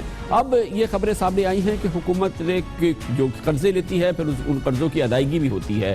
حکومت نے قرضے اتارنے کے لیے قرضہ در قرضہ ایسا لگتا ہے کہ پالیسی اپنا لی ہے۔ یہ وہی پالیسی ہے جسے معاشی ماہرین قرضوں کا چنگل یا ڈیٹ ٹریپ کہتے ہیں۔ حالیہ دنوں میں یہ خبر آئی ہے کہ پاکستان نے غیر ملکی قرضے ادا کرنے کے لیے پچھلے 7 ماہ کے دوران مزید 4.6 ارب ڈالر کے قرضے حاصل کیے ہیں، جبکہ اگلے 3 ماہ کے دوران مزید 150 ارب روپے کے انویسٹمنٹ بانڈ جاری کرنے کا فیصلہ کیا ہے۔ وزارت خزانہ کے مطابق پاکستان کو اگلے 15 مہینوں میں 6.5 ارب ڈالر کے غیر ملکی قرضے ادا کرنے ہیں، یعنی مزید قرضہ اس لیے لیا جا رہا ہے تاکہ زر مبادلہ کے ذخائر کو مزید گرنے سے بچایا جا سکے۔ اسٹیٹ بینک کے اعداد و شمار کے مطابق 2016 کے ختام پر پاکستان کے مجموعی قرضے 23,000 ارب روپے سے زیادہ بڑھ چکے ہیں، جن میں 8,000 ارب روپے کا بیرونی جبکہ 15,000 ارب روپے کا مقامی قرضہ شامل ہے۔ ہر سال ملک میں ٹیکس آمدن کا 37% حصہ یعنی کہ ریاست کی کمائی کا 37% حصہ تقریباً 1360 ارب روپے قرضوں اور اس کے سود کی ادائیگی کی نظر ہو جاتا ہے، اور یہ وہ صورتحال ہے جس کی وجہ سے ہر پاکستانی اس وقت 1,16,000 روپے کا مقروض ہے۔ مسلم لیگ نون نے جب 2013 میں یہ حکومت سنبھالی تھی، اس وقت ملک پر مجموعی قرضے تقریباً 16,000 ارب تھے، جو اب 23,000 ارب تک پہنچ چکے ہیں، اور ظاہر ہے کہ یہ بہت بڑا اضافہ ہے جو پچھلے 4 سال میں ہوئے ہیں، اور یہی وہ صورتحال ہے جو کہ اس وقت پاکستانیوں کے لیے بہت زیادہ تشویش کا باعث بھی بن رہی ہے۔ بعض ماہرین اس پر بہت تشویش کا اظہار کر رہے ہیں، اس پر مزید بات کرتے ہیں، اور اس کے لیے ہمیں جوائن کیا ہے جناب ڈاکٹر اشفاق حسن خان نے، ممتاز ماہر معاشیات بھی ہیں اور ڈین ہیں نسٹ کے۔ بہت بہت شکریہ ڈاکٹر صاحب۔ پاکستان لگ یہ رہا ہے کہ جو قرضوں کی اب ادائیگی کا بھی وقت آ رہا ہے، قرضے ادا بھی کرنے ہیں، اور ان ادائیگیوں کے لیے قرضہ در قرضہ لیا جا رہا ہے۔ ایسا لگتا ہے جیسے اب وہ قرضہ لے کے قرضہ دینا وہ ٹوپی ہے جو گھوم رہی ہے۔ دیکھیں، اسی کو ہم کہتے ہیں اکنامکس کی زبان میں ڈیٹ ٹریپ۔ جب کوئی ملک ڈیٹ ٹریپ میں پھنس جاتا ہے تو اس کے ساتھ ایسا ہی ہوتا ہے کہ وہ اتنے زیادہ قرض لے چکا ہوتا ہے کہ جب قرض اتارنے کی باری آتی ہے تو ہمارے جیب میں پیسے نہیں ہوتے ہیں، تو اس قرض کو اتارنے کے لیے ہم دوبارہ قرض لیتے ہیں۔ پاکستان اسی ڈیٹ ٹریپ میں آ چکا ہے اور یہ اسی کی عکاسی ہے۔ لیکن ڈاکٹر صاحب یہ ہو رہا نا، یہ پاکستان کی تاریخ میں ہمیشہ ہوتا ہے، دنیا کے تمام ممالک جن کی بورنگز ہیں، جن کے ڈیٹس ہیں، تو وہ ڈیٹ سروسنگ کے لیے یہی کرتے ہیں کہ ڈیٹس لیتے ہیں اور ان کو سرو کرتے ہیں۔ کوئی بہت غیر معمولی صورتحال تو نہیں ہے نا پاکستان کے لیے؟ دیکھیں، یہ تو ڈیپینڈ کرتا ہے نا کہ آپ کے پاس کتنے ڈیٹ ہیں اور آپ کی ڈیٹ کیرنگ کیپیسٹی کتنی ہے۔ جب آپ ڈیٹ اتنے زیادہ لے لیں، تقریباً اس حکومت نے اپنے 3.5 سال میں $35 بلین کے ڈیٹ جو ہیں وہ سائن کیے ہیں، ایگریمنٹ سائن کر لیا ہے۔ ڈیٹ جس کو کہتے ہیں کہ ڈیٹ کانٹریکٹ کر لینا، اور یہ وقت کے ساتھ ساتھ آتا جائے گا۔ تو جب اتنے بڑے پیمانے پہ آپ سائن کریں، کانٹریکٹ کریں، دنیا تو جیب آپ کو پیسہ دینے کے لیے تیار بیٹھی ہوئی ہے، لیکن ہمیں یہ سوچنا ہوگا کہ ہم کیوں لے رہے ہیں اتنے بڑے پیمانے پہ قرضہ۔ تو جتنا قرضہ لے گے اتنا قرضہ آپ پہ چڑھے گا۔ تو آپ دیکھیں کہ پاکستان کی پوری تاریخ اگر آپ اٹھا کے دیکھ لیں، ابھی ہمارے کوئی $75 بلین کا اس وقت قرضہ ہے ہم پہ چڑھا ہوا۔ ڈیٹ اینڈ لائبلٹیز جس کو کہتے ہیں، external debt and liabilities, as we are speaking it is about $75 billion ہے۔ ہم نے یہ جو $75 بلین ہے، اس میں سے more than $52 بلین ہم نے ڈیکیڈ آف 90s میں ایکیومولیٹ کیا اور 2008 سے لے کے اب تک ایکیومولیٹ کیا ہے۔ تو آپ دیکھیں کہ out of $74 billion of outstanding debt, $52 billion ہم نے صرف ان 2 پیریڈ میں لیے ہیں، ڈیکیڈ آف 90s میں اینڈ 2008 سے 2008 میں۔ لیکن ڈاکٹر صاحب، حکومت یہ کہتی ہے کہ یہ اپنی جگہ درست ہے، لیکن یہ سچویشن کوئی بہت ہی ایکسٹراڈنری نہیں ہے، یہ کوئی خطرے کی کوئی بہت بڑی گھنٹی نہیں ہے۔ یہ ڈیٹ سروسنگ ہم کر رہے ہیں، اور یہ ڈیٹ سروسنگ جو ہے وہ ہم اس کے لیے اسی طرح سے بورنگ کرتے ہیں، اور پھر جو ہمارا debt to G D P ratio ہے وہ کوئی بہت زیادہ فینومینل اس طرح کا نہیں ہے جو کہ، اور وہ اس کا مقابلہ کسی بھی ملک سے کیا جا سکتا ہے جو ہم پلہ ہو۔ ہم کہتے تو یہی ہیں، لیکن جس طریقے سے ہم جی ڈی پی میجر کر رہے ہیں وہ بھی دنیا کو پتہ ہے، اور آپ کے ہی پروگرام میں जब ये मई के महीने में पिछले साल प्री बजट सेमिनार था और आपका चैनल ही लाइव ब्रॉडकास्ट कर रहा था, तो मैंने अंदर की कहानी बयान कर दी थी कि किस तरीके से हम जीडीपी के ग्रोथ के नंबर को हासिल करते हैं। तो एक कोहराम मच गया था उसके बाद, क्योंकि मुझे भी नहीं पता था कि आपका चैनल ये लाइव ब्रॉडकास्ट कर रहा है। तो जो हकीकत है वो मैंने बयान किया, और उसके बाद आपने देखा होगा कि कितना डिबेट इस पे चला, लेकिन हुकूमत ने कोई हमें माकूल जवाब नहीं दिया इसका। बहुत बहुत शुक्रिया जनाब डॉक्टर अशफाक हसन खान हमारे साथ मौजूद हैं। इस सिलसिले में बाकायदा सरकारी पोजीशन क्या है, सरकारी रद्द-ए-अमल क्या है जो पाकिस्तान को डेट सर्विसिंग यानी कि कर्ज़ों की अदायगी करनी है और उसके लिए जो मज़ीद कर्ज़े हासिल किए जा रहे हैं मुल्की सतह पर, गैर मुल्की सतह पर, इस पर हुकूमती नुक्ता नज़र हमारे सामने पेश करेंगे। हमें ज्वाइन कर रहे हैं मोहतरम तारिक बाजवा जो वफाकी सेक्रेटरी फाइनेंस हैं। बहुत बहुत शुक्रिया बाजवा साहब। ये फरमाइएगा कि माहिरीन कहते हैं कि पाकिस्तान एक डेट ट्रैप में फंस चुका है, कर्ज़ों की अदायगी के लिए मज़ीद कर्ज़ा और फिर कर्ज़ों की अदायगी के लिए मज़ीद कर्ज़ा, और ये हालिया जो हम बोरोइंग कर रहे हैं बॉन्ड्स की सूरत में मुल्क के अंदर और मुल्क के बाहर, ये दरअसल पाकिस्तान के जो कर्ज़ों के अंबार हैं उसमें इजाफा दर इजाफा होता जा रहा है। आप क्या कहेंगे इस सूरत हाल के बारे में? जी बिस्मिल्लाहिर्रहमानिर्रहीम। कामरान भाई थैंक यू, शुक्रिया कि आपने मुझे मौका दिया कि मैं पोजीशन को वाज़े कर सकूं। देखिए सूरत हाल ये है कि पहली बात तो ये वाज़ा कर दूं कि हम कर्ज़ा क्यों उठाते हैं। आप जब भी बजट बनाते हैं तो आपके सामने एक ये मामला आता है कि आपके अखराजात और आपके महासिल में एक फ़र्क आता है और वो आपका फिस्कल डेफिसिट कहलाता है। पार्लियामेंट उसको अप्रूव करती है और अप्रूव करने के बाद आपको यहाँ डोमेस्टिक ज़राए से या बैरून मुल्क जाके आपको वो पूरा करने के लिए, फिस्कल डेफिसिट पूरा करने के लिए आप कर्ज़ा उठाते हैं। ये भी याद रखिए कि ये फिस्कल डेफिसिट 8% से ज़्यादा था 2013 में, जो अब कम हो के 4.5% पिछले साल था, और इस साल का जो टारगेट है वो 3.8% है।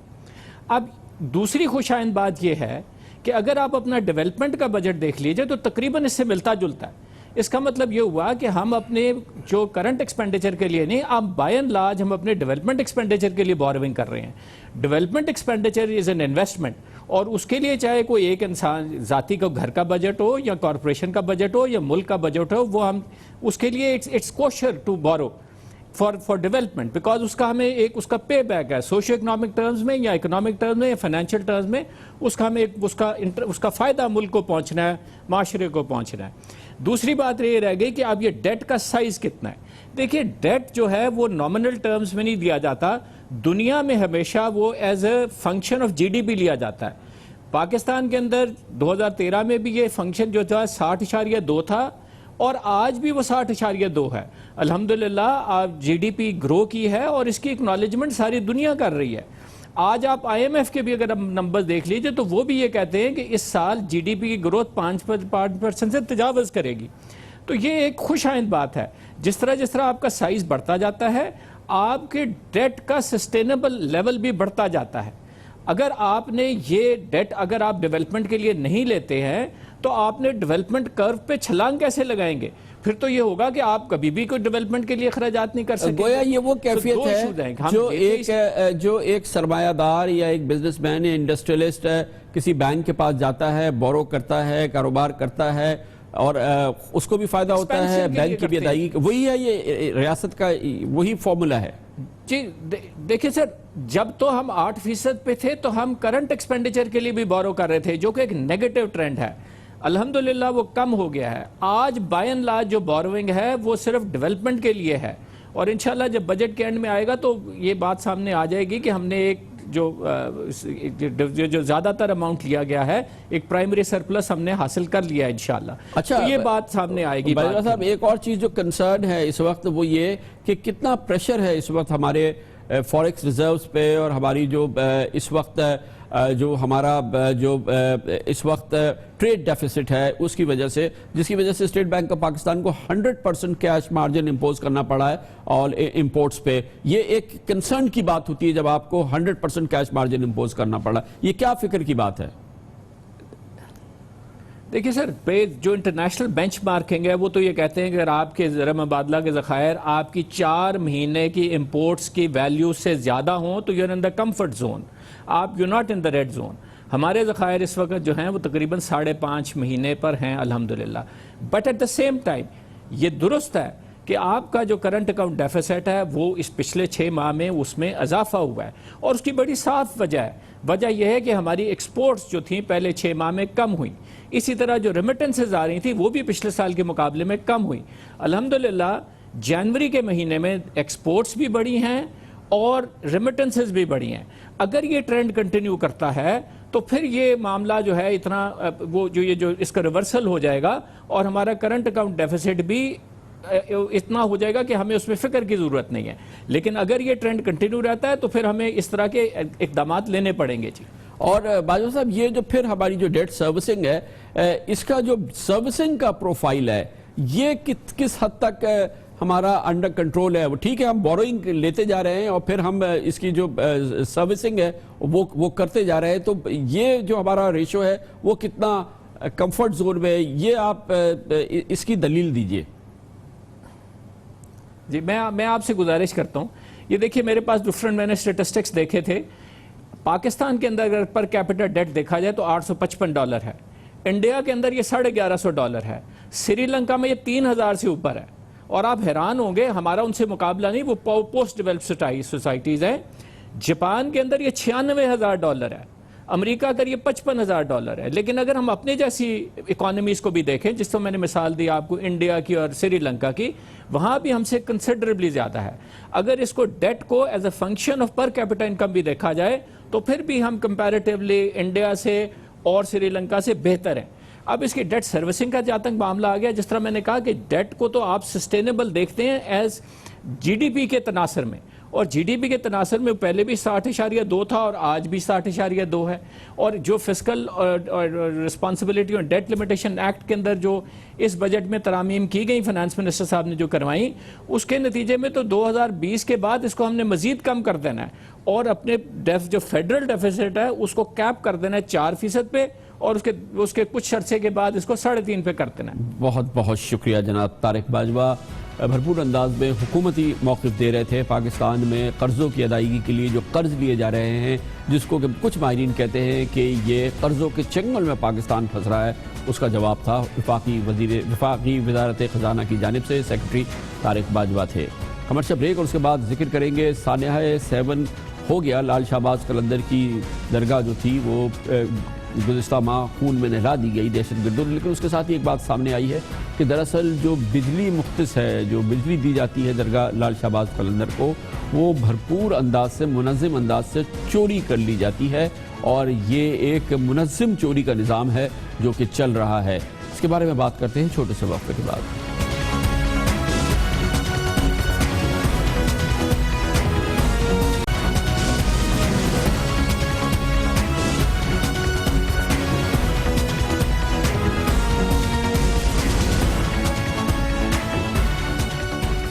فروری کو 7 میں درگاہ لال شہباز قلندر پر جو دہشت گردی ہونی تھی وہ ہو گئی. یقینی طور پہ یہ بہت بڑا واقعہ تھا. 90 لوگوں کی جانیں گئی ہیں، لیکن اس سانحے نے ایک اور سنگین صورتحال کو جنم دیا ہے. ایک جانب حکومت سندھ یہ کہتی ہے کہ جب درگاہ پر خودکش حملہ آور آیا اور وہ پھٹا اس وقت درگاہ پہ بجلی نہیں تھی. دوسری طرف جو وفاق کی وزارت پانی اور بجلی ہے اس کے سامنے یہ بھیانک الزام سامنے آیا ہے. وہ یہ کہہ رہی ہے کہ درگاہ لال شہباز قلندر کی انتظامیہ درگاہ کے لیے مختص بجلی چوری کرتی ہے اور درگاہ کے ذریعے بجلی کی چوری کا ایک منظم دھندا ہے جو چلایا جا رہا ہے. چیف منسٹر سندھ سید مراد علی شاہ کا اس واقعے کے بعد کہنا تھا کہ جس وقت یہ واقعہ ہوا اس وقت بجلی کی صورتحال کچھ مناسب نہیں تھی یا شاید بجلی تھی ہی نہیں. میرے بھائی 7 میں بجلی جو کاٹی تھی اس پہ میں نے پرائم منسٹر سے اور وزیر پانی اور بجلی جو ملک سے باہر تھے ان سے بات کی تھی. وہ جرمنی میں تھے کہ جب پیمنٹس کی ہوئی ہیں تو انہوں نے بجلی کیوں کاٹی. اس لیے سندھ گورنمنٹ نے اپنی ساری پیمنٹس کی ہوئی ہیں. یہ ذمہ داری بجلی کاٹنے کی، بجلی اس وقت، اور بجلی تو کاٹ دی مغرب کے ٹائم پہ جمعرات کو جب دھمال ہوتی ہے سب کو پتہ ہے لوڈ شیڈنگ شروع ہو گئی تھی. اب میں کیا کہوں ان کی عقل کو. تو یہ میں ٹیک اپ کر چکا ہوں جو بجلی کاٹی گئی تھی. اس معاملے پہ جو رد عمل سامنے آیا وزارت پانی اور بجلی کی جانب سے وہ بہت زیادہ اہم ہے. اس نے اپنی وضاحت میں یعنی کہ وزارت پانی اور بجلی نے جو انکشافات کیے وہ بہت ہی زیادہ سنگین ہے، بہت ہی زیادہ اس پہ کنسرن ہے، کیونکہ وزارت پانی و بجلی کہتی ہے کہ درگاہ لال شہباز قلندر کو بجلی کی فراہمی کے لیے الگ لائن مختص کی ہوئی ہے۔ درگاہ کی انتظامیہ کی جانب سے کنڈے ڈال کر بجلی فروخت کی جا رہی تھی۔ درگاہ کی بجلی میں بااثر شخصیات کے گھروں اور ہوٹلوں کے کنڈے ڈلے ہوئے ہیں۔ سندھ حکومت نے 2011 میں بل دینا بند کر دیا تھا، اس لیے 2015 میں بجلی کاٹ دی گئی تھی، لیکن سندھ حکومت کی درخواست پر بجلی کی سپلائی فوری طور پر بحال کی گئی تھی۔ بجلی چوری کے باوجود ہسکو نے درگاہ کے احترام میں کارروائی نہیں کی اور کروڑوں روپے کمانے والی انتظامیہ نے درگاہ کے لیے متبادل بجلی کا انتظام نہیں رکھا تھا۔ بہت اہم سنگین الزامات ہے، کیونکہ یہ ہے درگاہ لال شہباز قلندر، جہاں پر متوالے لال شہباز قلندر کے جو دیوانے ہیں وہ پورے پاکستان سے بلکہ پوری دنیا سے وہاں پہنچتے ہیں، اور پھر نہ صرف وہ پہنچتے ہیں، نذرانہ عقیدت پیش کرتے ہیں، وہ ہر لحاظ سے وہاں پہ اپنی کنٹریبیوشنز بھی دیتے ہیں، نذرانے بھی پیش کرتے ہیں۔ اس پوری صورتحال میں یہ معاملہ اور اتنا سنگین الزام، اس پر بات کرتے ہیں، اور اس کے لیے ہمیں جوائن کیا ہے محترم مہدی رضا شاہ نے، جو سجادہ نشین ہیں درگاہ لال شہباز قلندر کے، سیون سے تشریف لائے۔ بہت بہت شکریہ۔ صاحب یہ فرمائیے گا، بجلی نہیں تھی جس وقت یہ دھماکہ ہوا ہے؟ اس وقت لائٹ نہیں تھی؟ اس وقت جی لوڈ شیڈنگ جو ریگولر ہوتی ہے اس کی وجہ سے لائٹ گئی نہیں تھی۔ اچھا یہ فرمائیے گا، یہ بات جو سامنے آ رہی ہے کہ جو درگاہ کے لیے جو بجلی کی لائنز ہے اس پہ کنڈے ڈال کے جو ہے وہاں کے جو کچھ لوگ ہیں انہوں نے بجلی وہاں سے چوری کرتے ہیں اور بجلی وہاں سے جا رہی ہے، یہ بات درست ہے؟ مجھے افسوس کے ساتھ اور انتہائی شرمندگی کے ساتھ یہ کہنا پڑا ہے کہ یہ بات درست ہے۔ تو یہ بات صحیح ہے کہ اس درگاہ کے لیے جو مختص بجلی ہے وہ چوری کی جا رہی ہے گڈوں کے ذریعے، یہ کیا ہے معاملہ؟ راجہ پرویز اشرف صاحب تھے پرائم منسٹر، وہ تشریف لائے تھے درگاہ پہ زیارت کے لیے اس وقت، تو لوگوں نے ان کو ریکویسٹ کی کہ جی یہاں پہ بچے عورتیں زائرین ہوتے ہیں، رات کو لوڈ شیڈنگ ہوتی ہے، مسائل پیدا ہو سکتے ہیں، تو اس پہ راجہ پرویز اشرف صاحب نے ایز اے پرائم منسٹر یہ آرڈر دیا کہ ان کا فیڈر سیپریٹ کیا جائے، اور جس طرح پرائم منسٹر ہاؤس کی لائٹ نہیں جاتی اس طرح دربار قلندر لال شہباز کی لائٹ بھی 24 آورز کھلی رہے گی، تو وہ فیڈر سیپریٹ الاٹ ہو گیا، اس کے لیے وہ سیپریٹ چلتا رہا۔ اب جب لوگوں نے دیکھا کہ شہر میں اندھیرا ہو جاتا ہے، دربار پہ روشنی ہے، تو پھر بااثر لوگوں نے، کافی لوگوں نے اس کے بیچ میں سے کھینچنی شروع کر دی لائٹ اور اپنے اچھا، اور آپ کی اس پہ چلی نہیں؟ مطلب آپ کی اور درگاہ کی انتظامیہ کی کچھ نہیں چلی، اور کیونکہ وہ بااثر لوگ تھے انہوں نے اس میں کنڈے ڈالے اور بجلی کھینچ لی اس کو؟ دیکھیں جی، سارا دربار کا جو انتظام ہے نا وہ تو اوقاف کے حوالے ہے، یہ بجلی اوقاف کے تصرف میں آتی ہے اور اوقاف ہی نے اس کا بل دینا ہے، تو وہ سٹیک ہولڈرز ہیں فار پیئنگ آف دا بل۔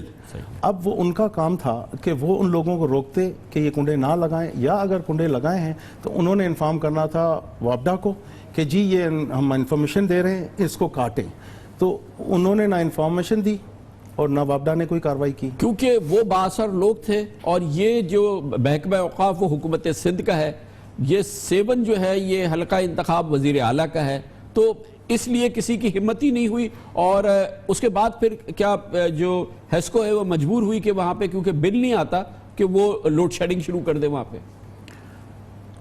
جی دیکھیں، بات تو وجہ ہے کہ درگاہ کی جو مینجمنٹ ہے نا اس کا یہ ساری رسپانسبلٹی ہے کہ وہ ان مسائبs کو خود کنٹرول کرے، ٹھیک ہے جی۔ اب جو اپر مینجمنٹ ہے، جس طرح کے چیف ایگزیکٹو آفس ہے یا دوسری آفیسز ہیں، انہوں نے تو آرڈر دے کے اور چیز پہنچا دی، اب نیچے جو ہماری مینجمنٹ کا برا حال پورے پاکستان میں ہوا ہے اور صوبہ سندھ میں بھی ہے، تو اس میں جو لوور آفیسرز ہیں اگر وہ حرکتیں اس طرح کی کر رہے ہیں تو ان کی پکڑ اوپر سے ہونی چاہیے۔ اور یہ جو اس کے بعد یہ اتنا سلسلہ خراب ہوا، اس وقت کے پرائم منسٹر نے اسپیشل فیڈر لگا دیا، آپ کی 24 گھنٹے بجلی نہیں جائے گی، آپ کا اور آپ کی درگاہ کا جو بھی خرچہ ہو وہ ظاہر ہے کہ وہ اس کا بل اتنا نہیں آتا ہوگا کہ وہ نہ دے، لیکن جب وہاں سے شہر کے بڑے بڑے اپنی بجلی چوری کرنا شروع کر دیتے ہیں تو وہ بے قابو ہو گیا معاملہ، اور جس کے بعد یہ صورتحال پیدا ہوئی کہ جس کے نتیجے میں اب وہاں پہ لوڈ شیڈنگ ہوتی ہے باقاعدہ۔ کیا ہوتا ہے؟ دیکھیں جی، اب وہ کنیکٹڈ ہے شہر کے کنیکشن کے ساتھ، تو جو ریگولر لوڈ شیڈنگ ہر جگہ ہو رہی ہے وہ سیون شریف میں بھی ہو رہی ہے، تو اب اس میں وہی ایفیکٹ سیم دربار پہ آ رہا ہے، اور وہ فیڈر جو اس دربار کے لیے لگا تھا اب وہ شہر کے لیے منتقل کر دیا گیا ہے۔ میرے خیال میں اب ان کو واپس وہ ریسٹور کرنا چاہیے، مگر ابھی یہ سچویشن نہیں ہے۔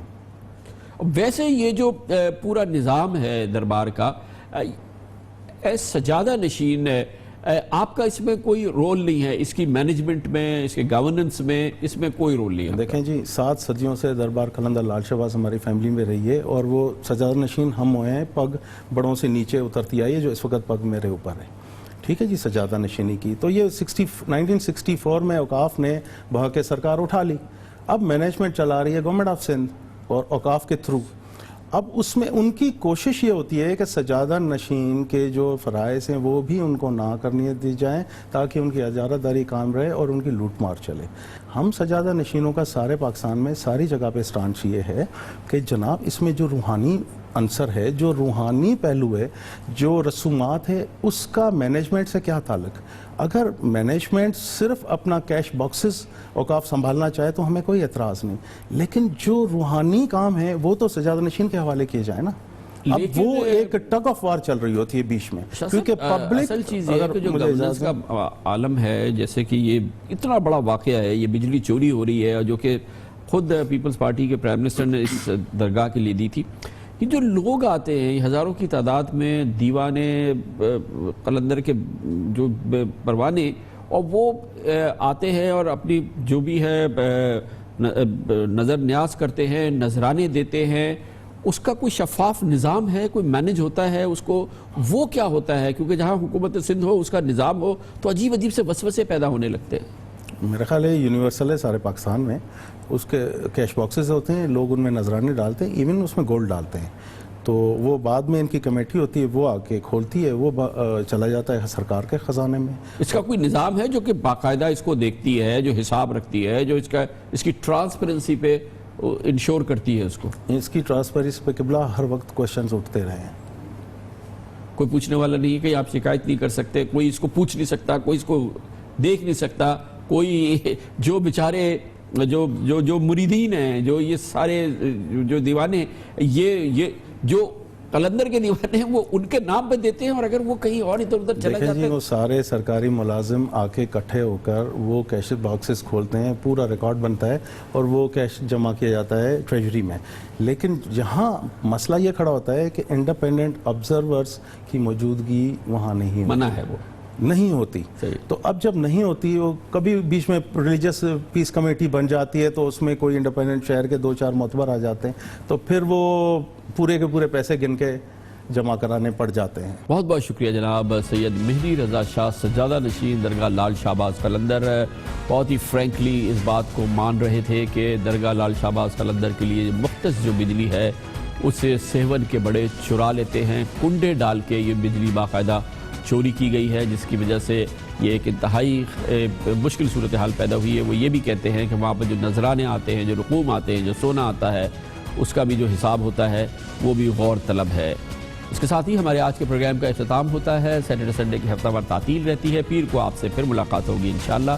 پیر تک کے لیے کامران خان کو اجازت، اللہ حافظ اللہ سے۔